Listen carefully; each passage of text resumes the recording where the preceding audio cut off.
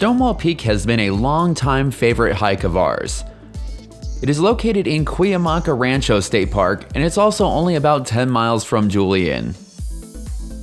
For a relatively easy hike, Stonewall Peak offers an amazing payoff.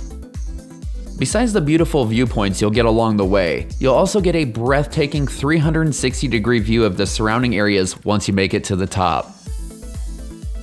Just a small heads up, you do have to pay for parking at the trailhead. The lot is located inside the Paso Picacho campground, and at the time of the recording of this video, parking costs $10. This will give you access to the picnic areas and restrooms, and it is your only parking option because you cannot park along the main road. And another thing I'd like to mention is that we are proud to announce that we have started a second YouTube channel. The channel's called Relaxing Vibes, and it's where we'll be posting sounds to relax and sleep to after epic adventures and strenuous hikes. You can find a link to one of our most recent videos in the upper corner right now, but enough about that, let's get back to Stonewall Peak. This hike has an overall distance of 4 miles with an elevation gain of 830 feet.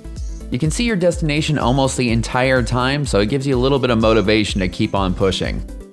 A little under 2/10 of a mile in, the trail will be forking off to the right. Everything is really well marked and you shouldn't have any problems following along. Things are going to start to get quite a bit more rocky at this point, but the good thing is you're almost to the first awesome viewpoint of this hike. And this is it at right around the 3/10 of a mile mark. Even though the view from the top is way better, if you need an excuse to stop and catch your breath, this is a pretty good one. This hike is a great way to get some elevation gain in without feeling like you're being punished. If you use an app like Strava to check the angle of the climb, it's a fairly straight and consistent line from the bottom all the way up to the top. That means that you're not going to come across too many overly steep sections on this hike.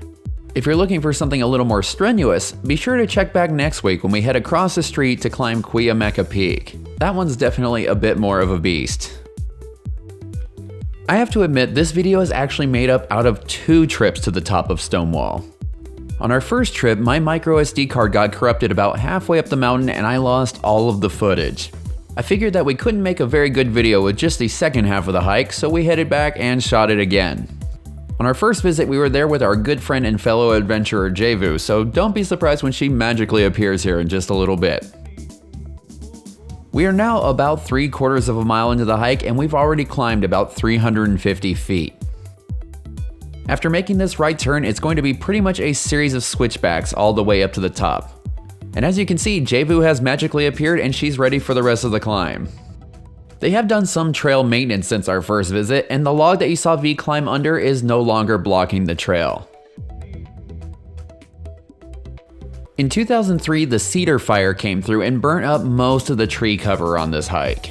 That means that the vast majority of your hike will be done in direct sunlight, so be sure to keep that in mind if you're trying this during the warmer months. You may be wondering where Stonewall Peak gets its name from, and it's actually named after the Stonewall Mine, which is just a couple miles away. This mine was in operation way back in 1892, and it was one of the most productive gold mines in San Diego County. If you're a big history buff, there is another hike that will take you to the remnants of the mine. I don't think that you can go in, but you can definitely learn a lot about the area.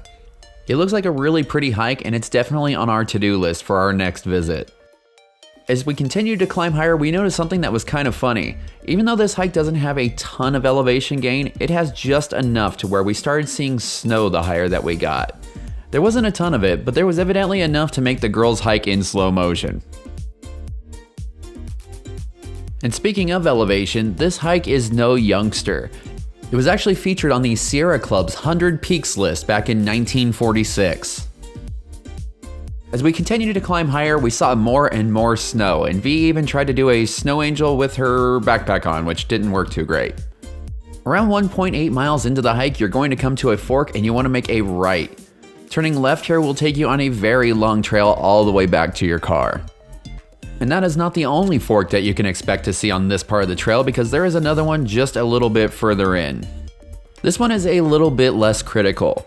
Turning left will take you on a faster route to Stonewall Peak, and turning right will take you over to a viewpoint.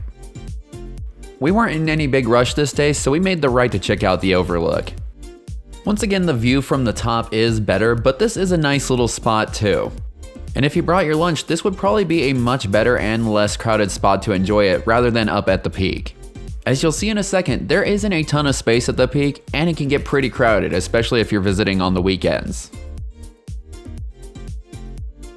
And here we are at the final climb up to Stonewall Peak. A lot of it's been hand carved into stairs, and there's even a handrail, so you don't have to worry about falling off. Soon you'll be reaching the small platform at the peak. You can probably see why I said it wouldn't be the best spot to stop for lunch, because I'm sure it would feel pretty crowded with just 8 to 10 people up there. What you will find up at the top, besides gorgeous views, are some really cool informational signs that tell you what you're looking at in the various directions. We could have just enjoyed the view from there, but who are we kidding? We're a bunch of rock climbers and canyoneers, so of course we wanted to go play on the rocks. All of the rocks here were easy to climb and made for a pretty nice photo op, but please be careful if you decide to do this, because it is a very long ways down.